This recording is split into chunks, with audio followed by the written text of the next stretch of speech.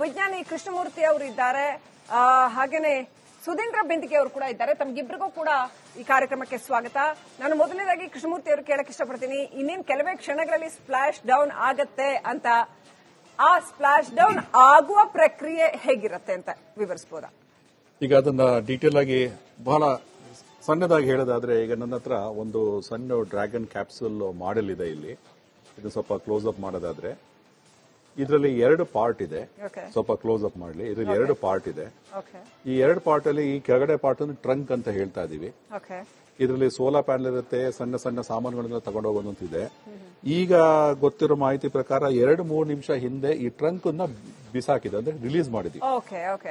ಈ ತಾವು ಮಾತಾಡ್ಬೇಕಾದ್ರೆ ಈ ಟ್ರಂಕ್ ಈಗ ರಿಲೀಸ್ ಆಗಿದೆ. ಇದು ಹೇಗಾಗಿದೆ ಅಂದ್ರೆ, ಇದು ಅರ್ತಿಗೆ ಬರ್ತಾ ಇದೆ. ಈಗ ಡಿ ಆರ್ಬಿಟ್ ಬರ್ನ್ ಕಂಪ್ಲೀಟ್ ಆಗಿದೆ. ಈಗ ಇಂಟರ್ನ್ಯಾಷನಲ್ ಸ್ಪೇಸ್ ಸ್ಟೇಷನ್ ಸುಮಾರು ಒಂದು 400 ಕಿಲೋಮೀಟರ್ ಇಂದ ಇತ್ತು ಆರ್ಬಿಟ್ ಅಲ್ಲಿ. ಈಗ ಅಲ್ಲಿಂದ 2 ಸುತ್ತಲ್ಲಿ ನಾವು ಭೂಮಿನ ಸುತ್ತ ಮಾಡ್ಕೊಂಡು ಈಗ ಫೈನಲ್ ಆಗಿ ನಾವು ಈಗ ಭೂಮಿ ಟುವರ್ಡ್ಸ್ ಡೈರೆಕ್ಷನ್ ಗೆ ಬರ್ತಾ ಇದೀವಿ. ಈಗ ಇದನ್ನ ತೆಗೆದು ಇದನ್ನ ನಾವು ಸಪರೇಟ್ ಮಾಡಿದ್ವಿ.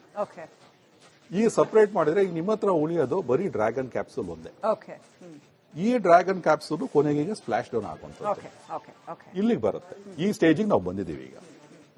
ಸೊ ಅದು what is it meant for another capsule? This is ಏನು ಡ್ರ್ಯಾಗನ್ ವೆಹಿಕಲ್ ಇದೆ, ಇದು ಪಾರ್ಟ್ ಆಫ್ ದಿ ಪ್ಯಾಕೇಜ್ ಎರಡರದ್ದು. ಅದು ಸಪರೇಟ್ ಯಾಕೆ ಮಾಡ್ಕೊಳ್ಳುತ್ತೆ? ಅದು ಯಾಕೆ ಅದನ್ನ ಬಿಡುತ್ತೆ? ಈಗ ಈ ಡ್ರ್ಯಾಗನ್ ಕ್ಯಾಪ್ಸೂಲ್ಗೆ ಹಳೆ ಡ್ರ್ಯಾಗನ್ ಕ್ಯಾಪ್ಸೂಲ್ಗಳಲ್ಲಿ ಈ ಕಡೆಯಿಂದ ಮತ್ತೆ ಈ ಕಡೆಯಿಂದ ಸೋಲಾರ್ ಸೆಲ್ಸ್ಗಳು ಇರ್ತಿತ್ತು. ನಮಗೆ ಸೋಲಾರ್ ಸೆಲ್ಸ್ಗಳು ಬೇಕು.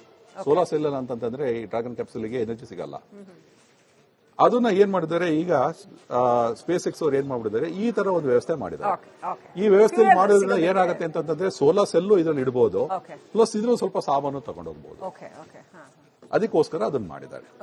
ಇದು ಕೊನೆ ಮೊಮೆಂಟ್ ತನಕ ಇರುತ್ತೆ. ಇದು ಈಗ ಜಸ್ಟ್ ಒಂದು 2 ನಿಮಿಷ ಹಿಂದೆ 3 ನಿಮಿಷ ಹಿಂದೆ ಸಪರೇಟ್ ಆಗಿದೆ. ಸಪರೇಟ್ ಆಗಿ ಅದು ಇಟ್ ಫಾಲ್ಸ್ ಡೌನ್, ಅದು ಬಿದೋಗುತ್ತೆ. ಇದು ಈ ಪಾರ್ಟ್ ಏನಿದಲ್ಲ, ಇದು ಹೀಗಿರುತ್ತಲ್ಲ, ಇದು ಸಪರೇಟ್ ಆದ್ಮೇಲೆ ಇದು ಸತ್ತೋಗುತ್ತೆ ಅಂತಂದ್ರೆ ಬರ್ನ್ ಆಗಿ ಹೋಗುತ್ತೆ. ಇದು ನಾವು ರಿಕವರಿ ಮಾಡೋದಿಲ್ಲ.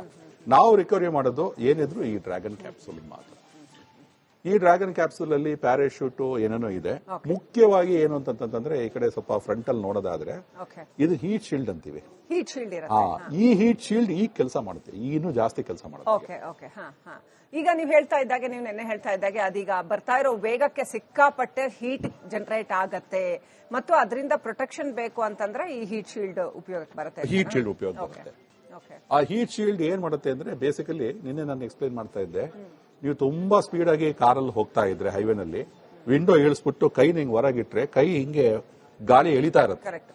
ಬೇಸಿಕಲಿ ಆ ಗಾಳಿ ನಿಮ್ ಕೈ ಹೊಡೆದ್ಬಿಟ್ಟು ನಿಮ್ ಫ್ರಿಕ್ಷನ್ ಮಾಡ್ತಾ ಇರುತ್ತೆ. ಅದನ್ನ ಏರೋನಾಟಿಕ್ಸ್ ಅಲ್ಲಿ ಏರೋ ಬ್ರೇಕಿಂಗ್ ಅಂತ ಹೇಳಿ. ಆ ಏರೋ ಬ್ರೇಕಿಂಗ್ ಆಗ್ಬೇಕಾದ್ರೆ ಈ ಏನಿದೆ, ಈ ಬಾಡಿ, ಈ ಶೇಪ್ ಅಲ್ಲಿರೋ ಬಾಡಿ, ಇದನ್ನ ಬ್ಲಡ್ ಬಾಡಿ ಆಬ್ಜೆಕ್ಟ್ ಅಂತೀವಿ, ಅಲ್ಲಿ ನಿಮಗೆ ಹೀಟ್ ಜನರೇಟ್ ಆಗುತ್ತೆ. ಆ ಹೀಟ್ ಜನರೇಟ್ ಆಗೋದ್ರಿಂದ ಬೇಸಿಕಲಿ ಇದನ್ನು ಹೊಡೆಯೋದ್ರಿಂದ ಇದ್ರ ವೆಲಾಸಿಟಿ ಸ್ವಲ್ಪ ತೆಗ್ದಂಗೆ. So 7.8 kilometre per second velocity ಇತ್ತು. ಈಗ ಅದನ್ನ ಆಲ್ಮೋಸ್ಟ್ 2 ಕಿಲೋಮೀಟರ್ ತನಕ ತಂದು ಆಮೇಲೆ ಸ್ಲೋಲಿ ಸ್ಪ್ಲಾಶ್ ಡೌನ್ ಮಾಡ್ತಾರೆ. ಹೌದು, ನಾವು ವೆಲಾಸಿಟಿ ತೆಗಿಬೇಕು. ವೆಲಾಸಿಟಿ ಇತ್ತು ಅಂತಂದ್ರೆ ನಾವು ಎಲ್ಲ ಕರೆಕ್ಟ್ ಆಗಿದೆ. ಈಗ ಫೈನಲ್ ಸ್ಟೆಪ್ ಇತ್ತು, ಒಂದೊಂದು ಮೈಲ್ ಸ್ಟೋನ್ ಅಂದ್ರೆ ಇದೆರಡು ಏನಿದೆ, ಇದನ್ನ ಸಪರೇಟ್ ಮಾಡೋದು. ಈಗ ಅದು ಸಪರೇಟ್ ಆಗಿದೆ. ಅದರಲ್ಲಿ ಏನಾದ್ರು ಚಾಲೆಂಜಸ್ ಇತ್ತಾ? ಚಾಲೆಂಜಸ್ ಅಂತಂದ್ರೆ ಹಾಗೆ ಅಂತಲ್ಲ, ಇಂಜಿನಿಯರಿಂಗ್ ಎಲ್ಲದು ಚಾಲೆಂಜ್. ಇದು ಸಪರೇಟ್ ಆಗ್ಲಿಲ್ಲ ಅಂತಂದ್ರೆ ರಿಕವರಿ ಕಷ್ಟ ಆಗುತ್ತೆ. ಇದು ಸಪರೇಟ್ ಆಗ್ಲಿಲ್ಲ ಅಂದ್ರೆ ರಿಕವರಿ ಕಷ್ಟ ಆಗುತ್ತೆ. ಸ್ವಲ್ಪ ಸ್ಪೇಸ್ ಕ್ರಾಫ್ಟ್ಸ್ ಅಲ್ಲಿ ತುಂಬಾ ಮೈನರ್ ಇಶ್ಯೂಸ್ ಆದ್ರೆ ಪರವಾಗಿಲ್ಲ. ಈ ಕಾರ್ ಓಡಿಸ್ಬೇಕಾದ್ರೆ ಹೆಡ್ಲೈಟ್ ಒಂಚೂರು ಕೈ ಕೊಡ್ತು ಅಂತಂದ್ರೆ ಒಂದು ಹೆಡ್ಲೈಟ್ ಅಲ್ಲಿ ಹೋಗ್ಬೋದು. ಇಲ್ಲ, ಆ ತರ ಆಗಲ್ಲ. ಇವೆಲ್ಲ ಸ್ವಲ್ಪ ಮೈಲ್ ಸ್ಟೋನ್ಸ್ಗಳೇ. ಸೊ ಇದು one of the major milestone. So ವಿಜ್ಞಾನಿ ಕೃಷ್ಣಮೂರ್ತಿ ಅವರು ಇದ್ದಾರೆ, ಹಾಗೇನೆ ಸುಧೀಂದ್ರ ಬೆಂದಿಗೆ ಅವರು ಕೂಡ ಇದ್ದಾರೆ. ತಮ್ಗಿಬ್ಬರಿಗೂ ಕೂಡ ಈ ಕಾರ್ಯಕ್ರಮಕ್ಕೆ ಸ್ವಾಗತ. ನಾನು ಮೊದಲನೇದಾಗಿ ಕೃಷ್ಣಮೂರ್ತಿ ಅವರು ಕೇಳಕ್ ಇಷ್ಟಪಡ್ತೀನಿ, ಇನ್ನೇನು ಕೆಲವೇ ಕ್ಷಣಗಳಲ್ಲಿ ಸ್ಪ್ಲಾಶ್ ಡೌನ್ ಆಗತ್ತೆ ಅಂತ, ಆ ಸ್ಪ್ಲಾಶ್ ಡೌನ್ ಆಗುವ ಪ್ರಕ್ರಿಯೆ ಹೇಗಿರುತ್ತೆ ಅಂತ ವಿವರಿಸಬಹುದಾ?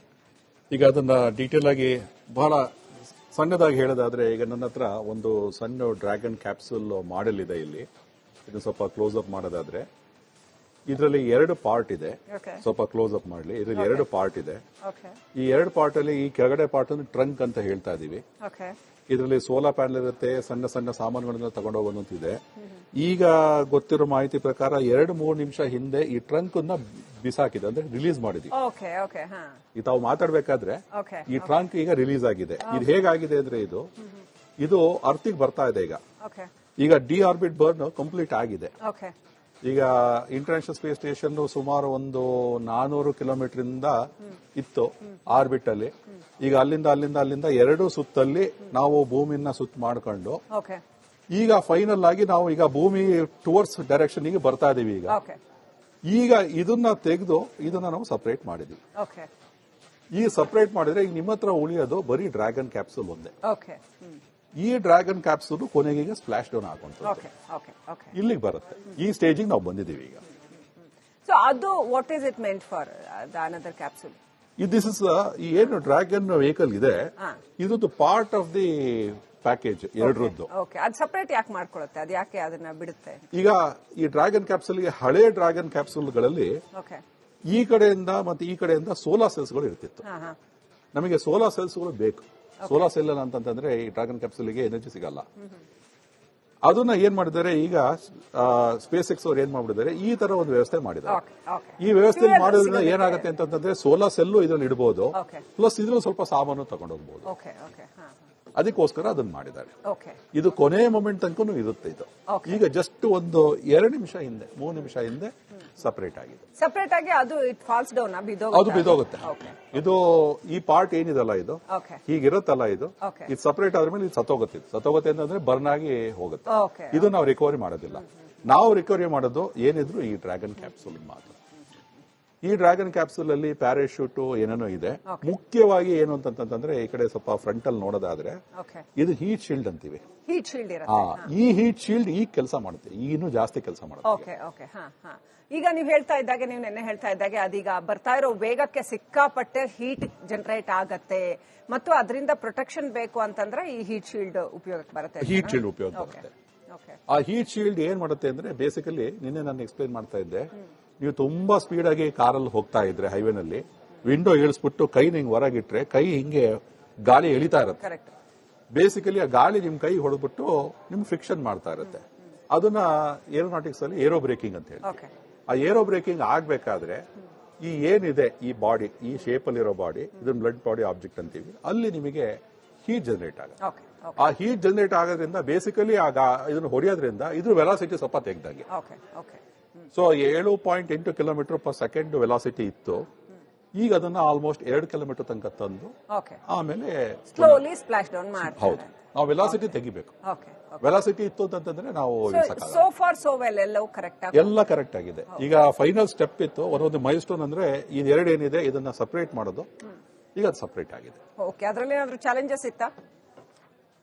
ಚಾಲೆಂಜಸ್ ಅಂತಂದ್ರೆ ಹಾಗೆ ಅಂತಲ್ಲ, ಇಂಜಿನಿಯರಿಂಗ್ ಎಲ್ಲದು ಚಾಲೆಂಜ್. ಇದು ಸಪರೇಟ್ ಆಗ್ಲಿಲ್ಲ ಅಂತಂತಂದ್ರೆ ರಿಕವರಿ ಕಷ್ಟ ಆಗುತ್ತೆ. ಓಕೆ, ಇದು ಸಪರೇಟ್ ಆಗ್ಲಿಲ್ಲ ಅಂದ್ರೆ ರಿಕವರಿ ಕಷ್ಟ ಆಗುತ್ತೆ. ಸ್ವಲ್ಪ ಸ್ಪೇಸ್ ಕ್ರಾಫ್ಟ್ಸ್ ಅಲ್ಲಿ ತುಂಬಾ ಮೈನರ್ ಇಶ್ಯೂಸ್ ಆದ್ರೆ ಪರವಾಗಿಲ್ಲ. ಈ ಕಾರ್ ಓಡಿಸ್ಬೇಕಾದ್ರೆ ಹೆಡ್ಲೈಟ್ ಒಂಚೂರು ಕೈ ಕೊಡ್ತು ಅಂತಂದ್ರೆ ಒಂದು ಹೆಡ್ಲೈಟ್ ಅಲ್ಲಿ ಹೋಗ್ಬೋದು. ಇಲ್ಲ, ಆ ತರ ಆಗಲ್ಲ. ಇವೆಲ್ಲ ಸ್ವಲ್ಪ ಮೈಲ್ ಸ್ಟೋನ್ಸ್ ಗಳೇ. ಸೊ ಇದು one of the major milestones. Okay okay.